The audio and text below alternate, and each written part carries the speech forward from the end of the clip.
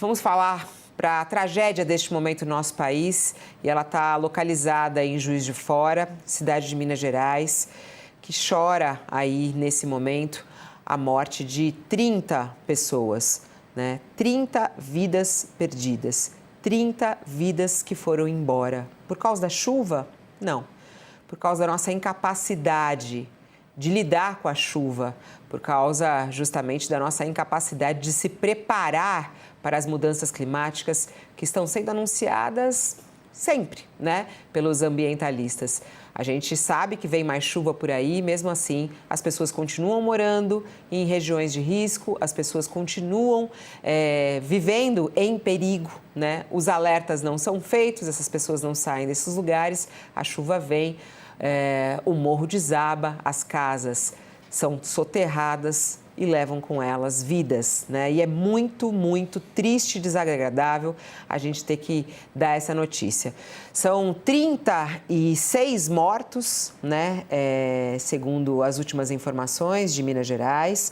Nesse momento, o Corpo de Bombeiros, a Defesa Civil Estadual estão justamente aí fazendo ainda as buscas por vítimas. A gente tem essas imagens, que são imagens feitas por drones, e que mostram, inclusive, ainda deslizamentos, mostram a situação da cidade neste momento.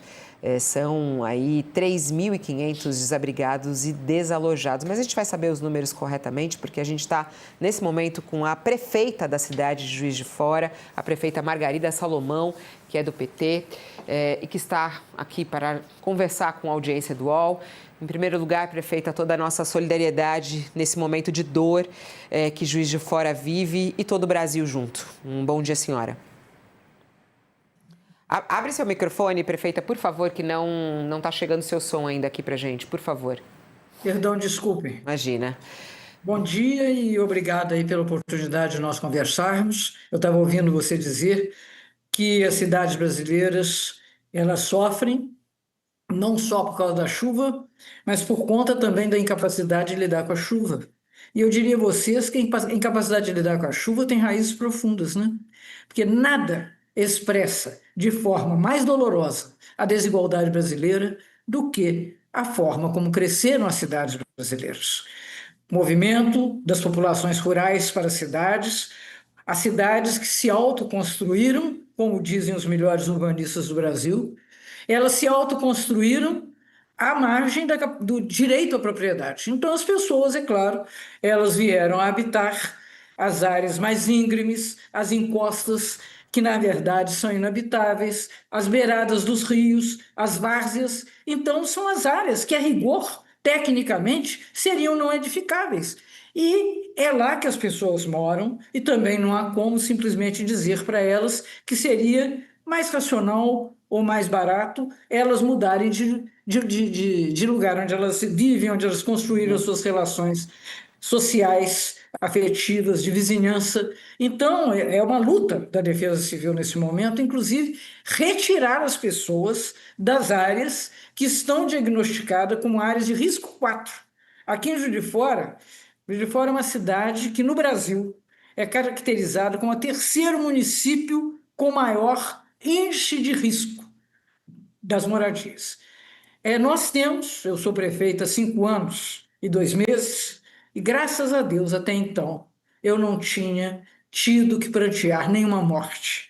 Nós conseguimos sempre chegar a tempo ou oferecer soluções preventivas razoáveis. Dessa vez, a chuva chegou de tal modo que nós estamos, nesse momento, a cidade inteira de luto por 30 pessoas e certamente serão mais do que 30, porque existem ainda soterramentos cujos escombros ainda não foram removidos.